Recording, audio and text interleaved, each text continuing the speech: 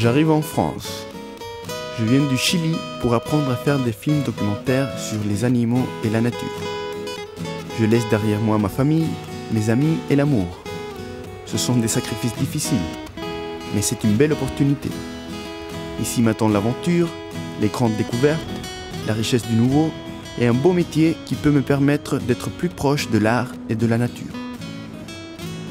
Je ne connais pas la France.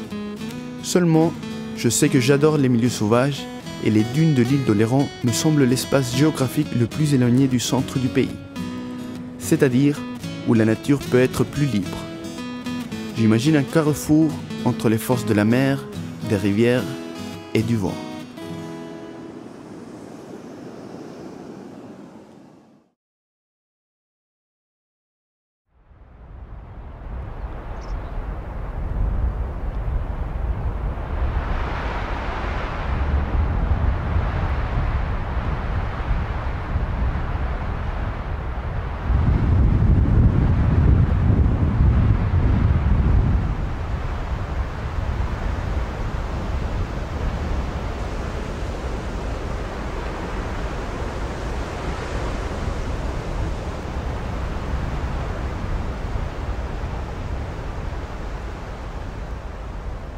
C'est étrange.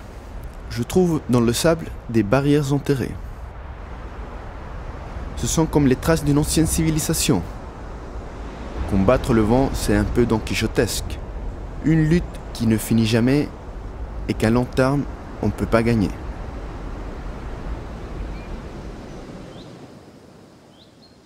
Cependant, l'homme a récupéré tellement de terrain anciennement qu'il a planté une forêt, laquelle aujourd'hui aide à fixer une grande partie de la dune.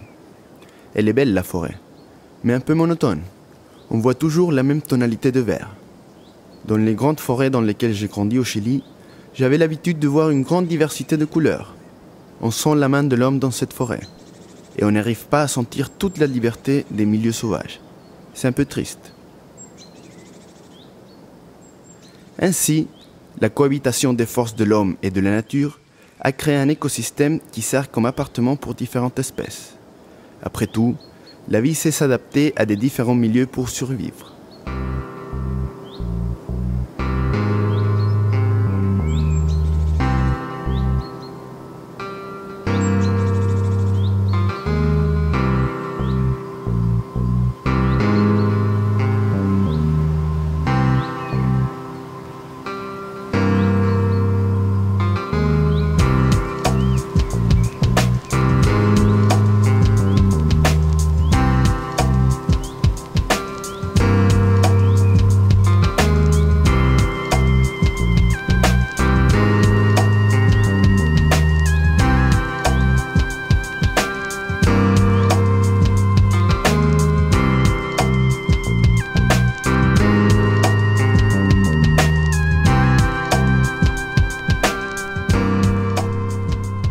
Voici le lézard ocellé, espèce emblématique de cette région.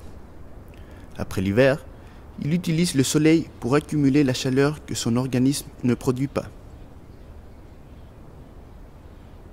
Je n'avais jamais vu un et il est formidable. Mais tiens, il habite dans un tube en plastique. Ça aussi c'est étrange. On lui a fabriqué des gîtes pour éviter sa disparition.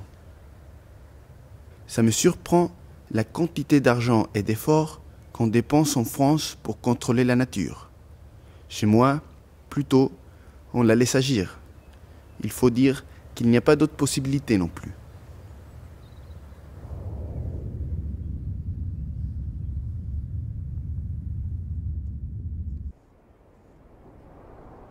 Je continue ma promenade dans la dune et je trouve une grande variété de vie végétale qui pousse dans le sable.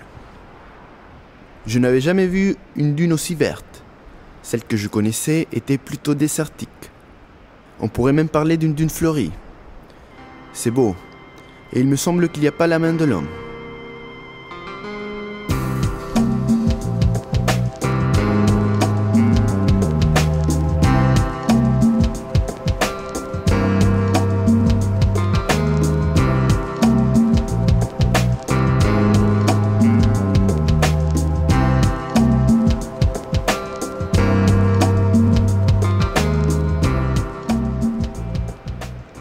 Cependant, je découvre qu'on met des branches pour que la végétation puisse pousser et ne soit pas recouverte par le sable. Cette dune, c'est comme un grand jardin qui est aménagé en permanence.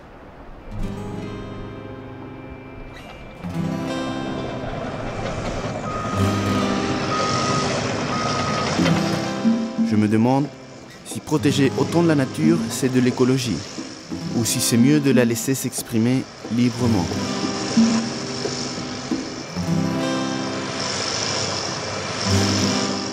Je voudrais bien connaître l'opinion des gens qui visitent ce côté du pays. C'est là qu'on voit que voilà, la nature est plus forte que nous et qu'on aura beau à faire des aménagements d'une certaine façon, dans 5 ans, il faudra reculer parce que ça va recommencer. Je pense que oui, on a beau faire tous les aménagements du monde, mais bon, voilà, c'est bien de faire ces aménagements, c'est sûr. Je pense que de toute façon, d'Oléron, dans quelques temps, ça va mettre du temps, mais elle va disparaître petit à petit. Je pense que la nature, la mer a un rôle important et la mer, elle gagne sur la dune. Ça, c'est naturel. Il y a des endroits où la mer gagne, l'océan gagne, et il y a des endroits où c'est l'inverse qui se produit. L'homme intervient pour protéger la dune et empêcher la mer de trop grignoter. Mais même si l'homme intervient, la mer est plus forte, l'océan est plus fort que l'homme. Et dans des endroits comme ça, à long terme, nous, on ne fait pas la loi.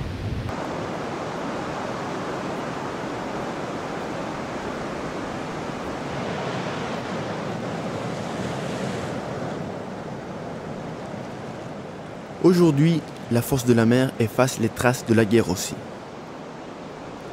J'avais vu les blocos avant, une fois, mais j'avais pas réussi à deviner qu'est-ce que c'était. Pourtant, c'est évident, mais il m'était tellement étrange. La mer a déjà fait disparaître 240 mètres de dunes dans cette partie. Elle avance de 20 mètres par an. Avant, les blocos étaient sur la dune. La mer nettoie et renouvelle une partie de la planète et efface aussi les traces de nos plus grandes atrocités. Enfin, je bouge vers la pointe sud de l'île, le côté le plus isolé de la dune. Le paysage est vraiment impressionnant. La fameuse tempête Cynthia a ravagé une partie de la forêt et en quelques heures a complètement transformé ce milieu. Voir la force de la nature fait penser à notre vraie place par rapport au monde et à l'univers, et nous rend plus humbles. Aujourd'hui, il y a dans ce secteur près de 4 tempêtes tous les 10 ans, alors qu'avant il n'y en avait qu'une. Les températures de la terre et de l'eau montent, le niveau de la mer monte et les tempêtes se multiplient. Ici, la mer a fait reculer la dune de 600 mètres pendant les dernières 30 ans. Qu'est-ce qu'on peut dire de plus? La nature, elle est là pour qu'on en profite et pour la partager avec les gens qu'on aime. On la cherche parce qu'elle a toujours quelque chose à nous dire ou à nous rappeler. Jusqu'à quel point c'est correct d'intervenir? Après tout, ça fait longtemps qu'elle sait prendre ses propres décisions.